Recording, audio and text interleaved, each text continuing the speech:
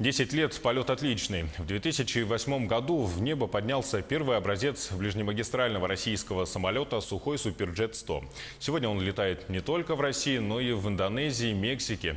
Какая региональная авиакомпания одной из первых получила современную отечественную разработку и сколько собрали самолетов за 10 лет, знает Александр Лысак.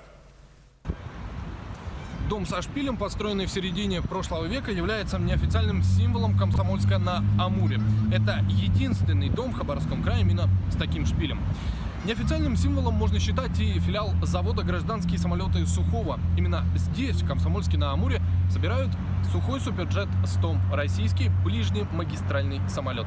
Сегодня 30 журналистам из России и зарубежья показали, как его собирают. Начали с технокомплекса, огромного склада деталей. Здесь же окончательно собирают и двигатели для самолетов.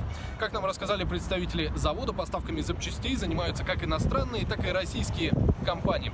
Импортозамещение работает, но не является самоцелью. Следующий пункт – цех сборки фюзеляжа. Нос и хвост Сухого Суперджет-100 создают в Новосибирске, а среднюю часть корпуса и крылья здесь же, в Комсомольске на Амуре, но уже на авиационном заводе имени Юрия Гагарина. Ну а следующий пункт, который показали журналистам, это цех окончательной сборки. Здесь стыкуют крылья с фюзеляжем, монтируют топливную систему, вентиляцию, шасси, а также устанавливают аварийно-спасательное оборудование. Ну и, конечно, в конце испытательный полет. Над журналистами пролетел 162-й Сухой Суперджет-100. В этом году планируют выпустить 26 самолетов. Как уже было сказано ранее, Сухой Суперджет-100 – это ближнемагистральный самолет, то есть он не рассчитан на дальние перелеты. Именно поэтому особым спросом он пользуется у региональных перевозчиков. Добавим, что одной из первых авиакомпаний, которая получила в свой авиапарк Сухой Суперджет-100, стала авиакомпания «Якутия». Сегодня представители перевозчика поздравили руководство завода с 10-летием со дня первого полета Сухой Суперджет-100 и вручили памятный чурон.